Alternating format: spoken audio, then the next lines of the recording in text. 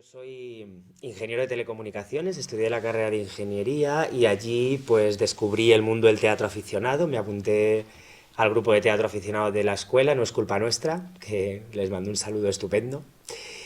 Y a partir de ahí pues descubrí un poco mi vocación teatral, que verdaderamente a mí de pequeño ya me había gustado ser actor, yo hacía obras de teatro en el cole, leía mucho teatro, una cosa como muy friki y tal. Pero ahí de repente descubrí que yo quería hacer esto. Entonces terminé mi carrera, estuve un año trabajando y justo el siguiente año me presenté a la convocatoria de plazas de la Escuela Superior de Arte Dramático de Madrid, de la RESAT. Entonces me saqué la carrera de interpretación textual, ahora tengo, digamos, las dos titulaciones. Y desde que salí de la escuela, pues una compañera, yo seguía trabajando como ingeniero mientras estaba en la escuela, y una compañera de la oficina me propuso dirigir un grupo de teatro con ellos, y entonces empecé a dedicarme a la pedagogía de un grupo aficionado. Pero en el trayecto pues me he encontrado con gente maravillosa como Daminia y la verdad es que estoy muy orgulloso de mi labor como actor y de mi labor para el teatro aficionado, que creo que es un ámbito que tiene todavía mucho que decir y que es un ámbito maravilloso. Yo entré a formar parte de una compañía teatral en la universidad.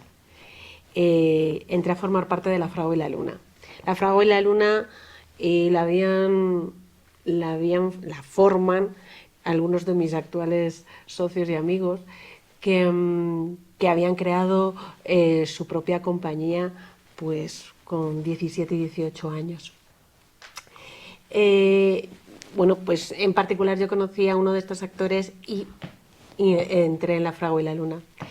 Entonces, bueno, básicamente nosotros como Fragua y la Luna entramos en el sector, o sea, entramos como compañía amateur, ¿no? Y fuimos creciendo, cada uno en sus profesiones y yo también la mía, yo soy historiadora. Pero por supuesto teníamos un, una, un querer hacer teatro siempre, ¿no? Eh, Continuamos durante muchos años haciendo propuestas teatrales cada año y en un momento dado todos nos reunimos como en compañía y queríamos profesionalizar de alguna forma lo que era La Fragua y la Luna y consideramos constituirnos en un SL y de hacer nuestro proyecto de compañía amateur pues una productora de gestión de espacios teatrales y de distribución también de proyectos teatrales, no solamente el nuestro, sino de grupos profesionales y puntualmente amateur. Y así fue como empezamos a gestionar un primer espacio, fue donde yo conocí a David, un director de una compañía nos puso en contacto porque yo quería sacar adelante un festival o una muestra de teatro amateur dentro de toda nuestra programación profesional. En este momento, La Fragua y la Luna organiza el Moon desde la Encina Teatro. Previamente estuvimos en otra sala que gestionábamos. Cuando decidimos entrar en la Encina, el Moon se ha seguido celebrando, que siempre lo organizamos a finales de la primavera, entre los meses de abril, mayo y junio normalmente. Y pues este 2023 lo hemos celebrado aquí en la Encina. Y por supuesto también hemos tenido varias compañías amateur, tanto de la escuela de David como otras compañías. Una de las cosas que David y yo hablamos y que estamos como...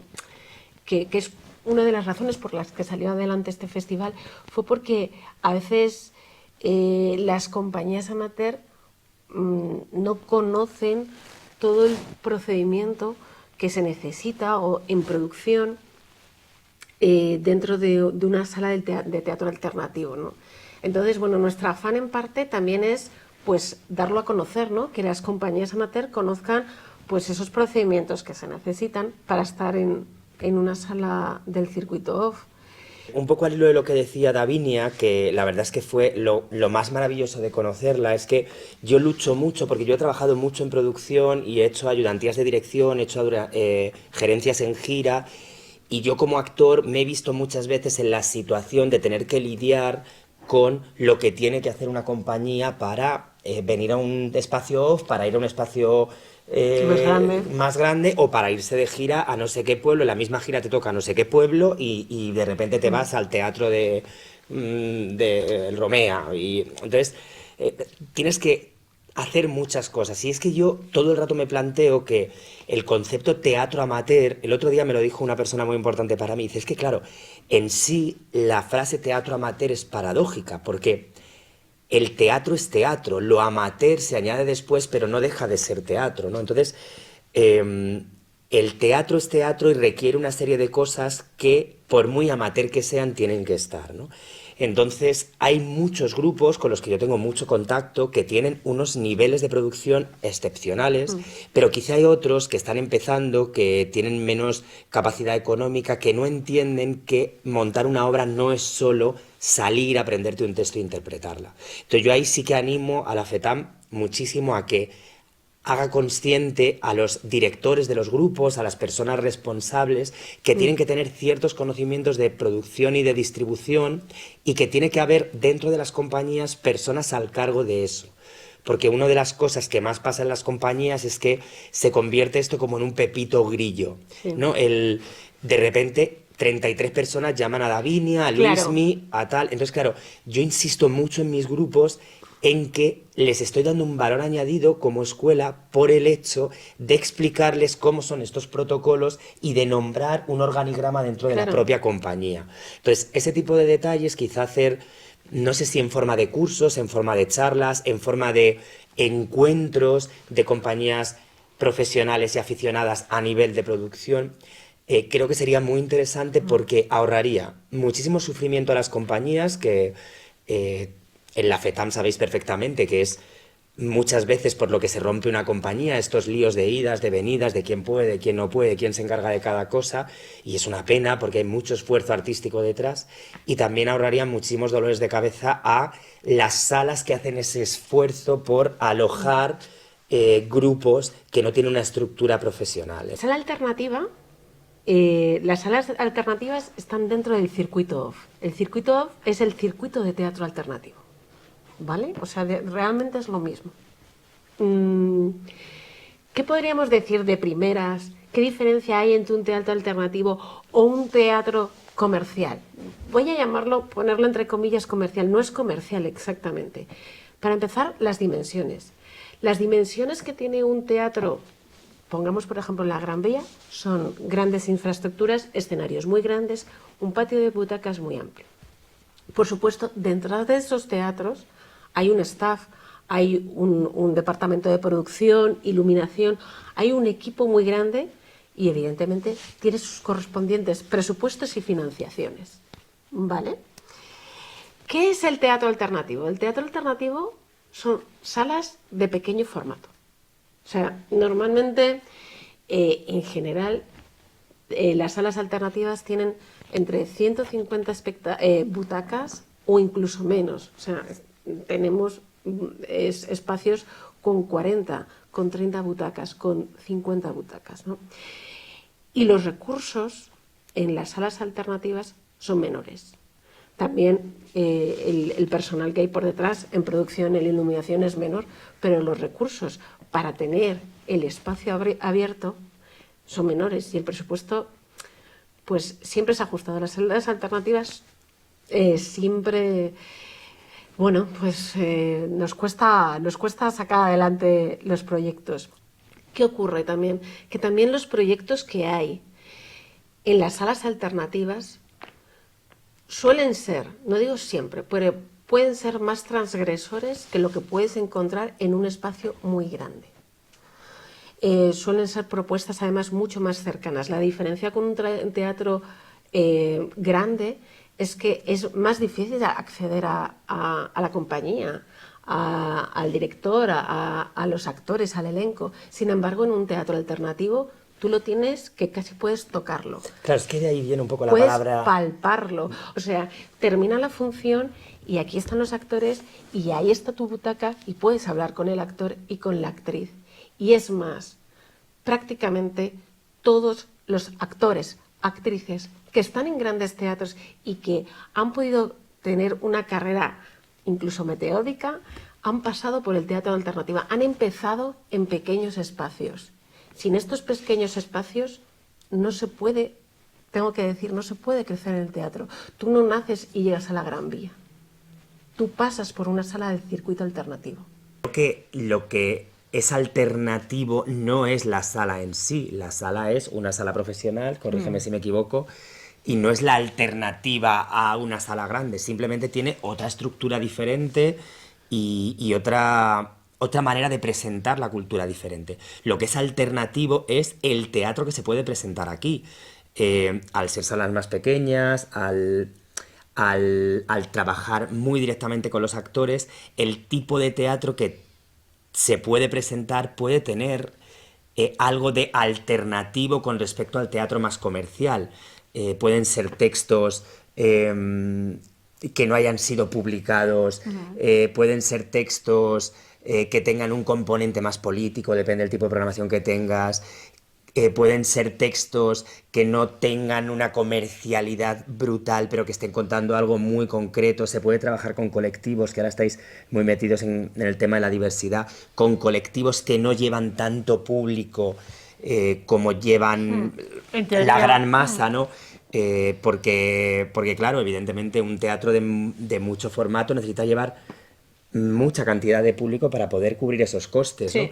Entonces aquí se pueden trabajar con otro tipo de textos, textos alternativos que trabajan aspectos sociales que son muy importantes y que a veces en el teatro más comercial no tienen cabida, ¿no? Que no a no ser que tienen sea con visibilidad. financiación pública. Una de las ventajas de tener un teatro o unas tablas tan cercanas es que es muy importante La humanización, ¿no? la cercanía con el elenco, con los actores, con las actrices. O sea, no necesitas tecnología, necesitas tus dotes artísticas, tu texto, tu palabra.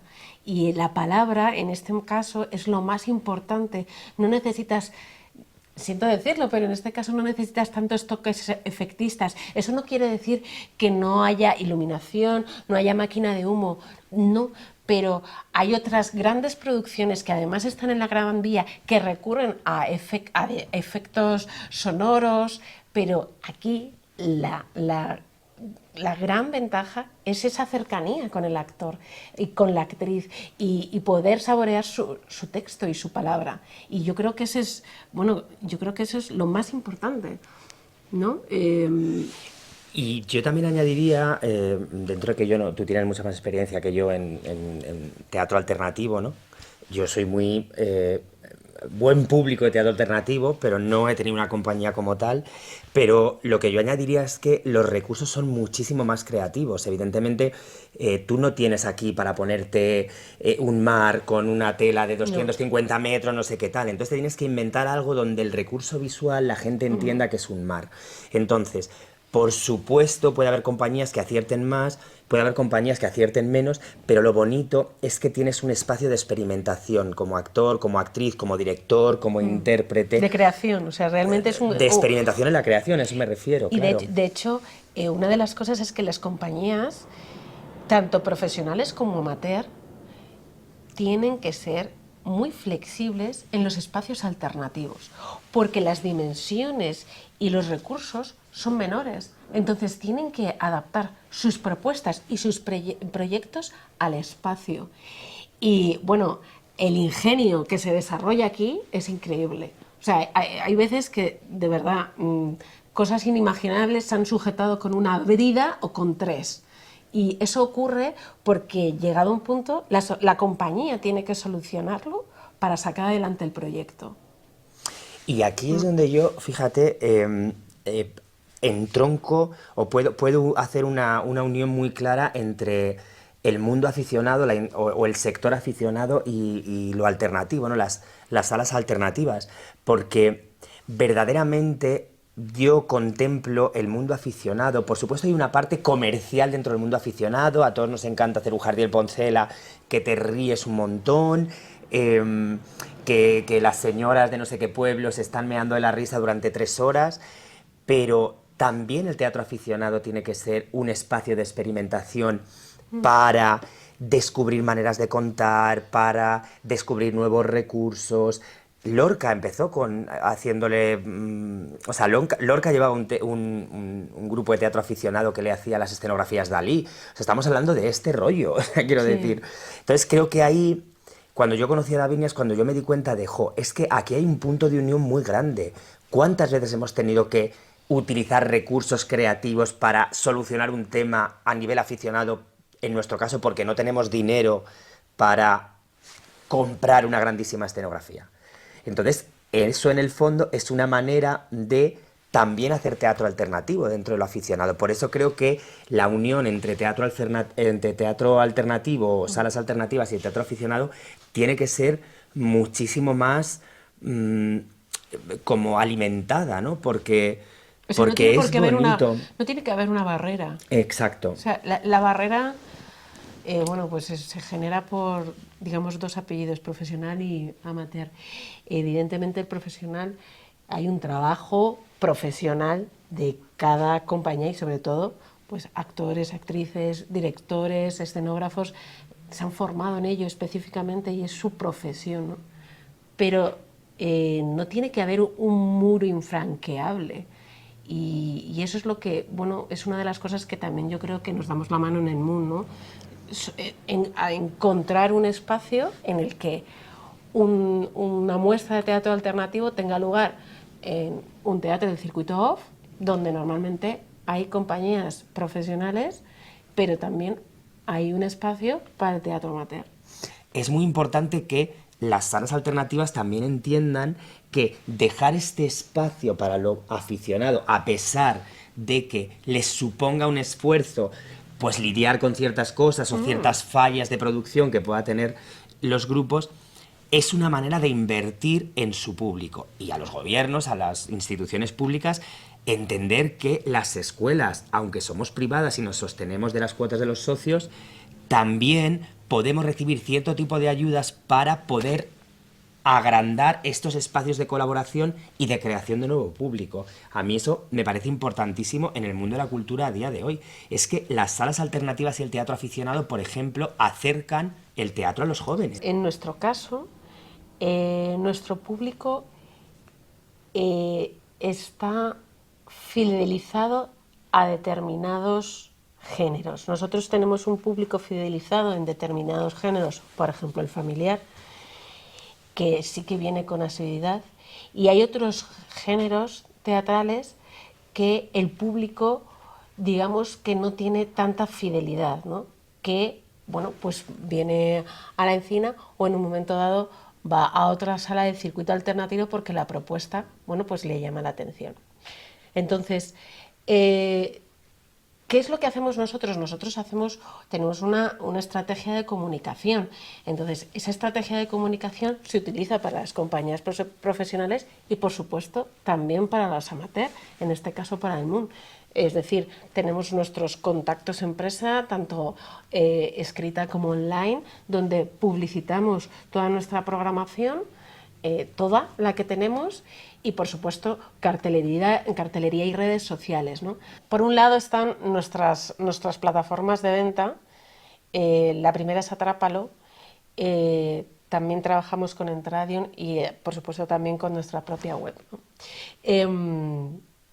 Atrápalo, bueno, pocas personas no conocen Atrápalo. Atrápalo está muy metido en el ideario colectivo, al menos en Madrid y en la Comunidad de Madrid, para comprar entradas para ir al teatro. Y además, bueno, esto es publicitar Atrápalo, pero Atrápalo hace un ranking de posicionamiento de comentarios que el público hace sobre las obras.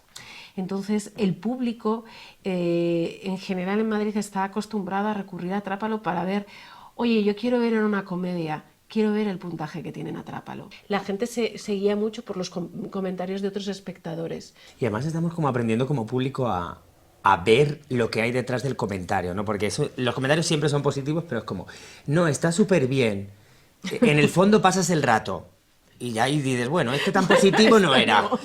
¿Entendéis? Entonces yo creo que también como público estamos empezando a entender dónde está la crítica dentro del comentario positivo. Quizá ahí también la FETAM puede echar un cable a los grupos aficionados para hacerles ver que vivimos en un mundo digital y que parte de todo esto tiene que estar puesta ahí. Tiene que estar comunicado. O sea, yo, y esto se lo digo a cualquier compañía.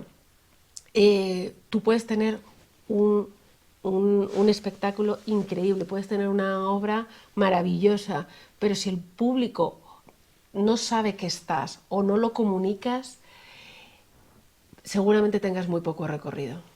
Y es así, por el mundo en el que vivimos a día de hoy. Entonces, tú en estos días, cuando tienes un proyecto teatral, no solo tienes que pensar en mi proyecto teatral, en mi texto y mi actuación y mi escenografía. Hay una cosa más que tienes que pensar y es cómo lo voy a comunicar. ¿Por qué me van a venir a ver a mí y no van a ir a ver otra obra de teatro? Y es así. Y es así porque una de las cosas que tiene Madrid en particular es que hay una amplia oferta cultural, no solo escénica, pero cultural, y entonces de alguna forma hay que diferenciarse y hay que comunicar lo buenos que somos y lo que tenemos. Yo la última experiencia del teatro la he tenido a través de los alumnos de mi escuela. Cuando vinimos aquí hacemos nosotros varias de las muestras de la escuela, independiente del MUN, alquilo el espacio, y tengo la imagen de una persona que llevaba mucho tiempo sin subirse al escenario, llevaba como 20 años porque había tenido que cuidar mucho a su madre y su madre había fallecido y se había apuntado a la escuela, había hecho mucho teatro aficionado y se había apuntado a la escuela para volver a retomar. Y entonces hicimos la obra aquí, la obra de Beats, y según terminó me agarró y me dijo gracias, ¿no? Estábamos además los dos, estaba Luis, me acuerdo perfectamente, a punto de apagar las luces, estábamos los dos allí en el escenario, nos estaban iluminando, parecía una escena, me agarró las manos y me dijo gracias. Y me fue a decir algo, pero no pudo, y rompió a llorar. Y entonces ella ya rompió a llorar y se fue. Y entonces hubo un momento que yo me quedé aquí un poco empatado, me giré y dije, Luis, ya puedes apagar. Como... Y dije, jo, ¿qué labor estamos haciendo cediendo de alguna manera lo que sabemos de teatro o enseñando lo que sabemos de teatro a este tipo de personas y cuánto bien a nivel transformacional hace el teatro, ¿no? Y esa yo creo que fue mi última experiencia en un escenario, literalmente. O sea, mi última experiencia en un escenario fue esa, aunque yo no era ni era actor en ese momento. Bueno, yo tengo muchas anécdotas, pero voy a recordar una que, bueno, me gustó mucho, me hizo mucha ilusión. Fue en el último Moon. Y hubo un momento en la obra de teatro, como David sabe, que parte del elenco salió a la calle. En la mía, Sí. en mi obra de teatro. Sí, salió a la calle. Parte del elenco salió a la calle porque había que hacer un cambio de escenario. Entonces, como no hay telones, salieron a la calle y se llevaron a todo el público a la calle. Tres de las actrices se pusieron a cantar una jota y empezaron a bailar jota en medio de la calle Ercilla, con todo el vecindario abriendo las ventanas y viendo cómo todo el público había salido a la calle y estaban viendo bailar jota y cantar jota. Yo estaba en la entrada de la Encina y es que no daba crédito. Digo, ¿esto qué está pasando? Dentro, aquí, había un movimiento cambiando escenario para arriba y para abajo. Y fuera, el público entregado viendo cómo el teatro se había llevado a la calle. Y todo el público había salido. Ya, terminan, giran la escenografía y las actrices traen de nuevo al público a sala. El público se sienta, suben a escena y continúa la obra de teatro. Para mí es un encuentro o un momento cultural fantástico porque es llevar al teatro a la calle y al vecindario. Y es un momento que no, evidentemente no estaba ensayado. Podía salir bien, podía salir mal, salió fantásticamente bien. Y que solo es posible en este tipo de salas. Claro, ¿no? eso cercanía... no lo puedes hacer en un teatro en la Gran Vía. Una de las cosas que nos gusta en la Lecina es que nos gusta la vecindad, nos gusta que el vecindario, el barrio venga al teatro. y comparta con nosotros este espacio cultural. ¿Te acuerdas de la señora esa en bata que sale en el vídeo? Porque hay un vídeo y sale una señora en bata que está animadísima allí. Allí dándolo todo, y bueno, y enfrente de señora levantando las persianas. Sí, o sea, sí, sí. Fue muy guay, la verdad. una naturalidad que bueno, que creo que es lo bonito del teatro, ¿no? Y eso lo disfrutamos aquí. Esto es una realidad. Es verdad que yo, de repente, no paraba de quejarme, porque soy bastante quejica en general, no paraba de quejarme de la situación, de que algunas veces mis actores no entendían el esfuerzo que yo estaba haciendo por enseñarles algo más allá de lo que es de lo que es el estar en el escenario y tal. Y de repente conocí a Davinia, le conté todo esto y ella comulgaba exactamente con todo lo que yo decía y me daba las gracias porque mis compañías aficionadas tuvieran ese control del escenario y fueran capaces de 19 personas meterse en un escenario, la mitad que este, sin lío, ¿no? Entonces, conocer a Davinia de verdad es que fue como en un momento decisivo y en plena, después de la pandemia. Bueno, o sea. sí, es que la pandemia nos ha vuelto de revés a todos y, por ejemplo, en este sector, sí. Un sector que le cuesta mucho salir adelante, con pocos recursos, hemos tenido que reinventarnos mucho. Sí.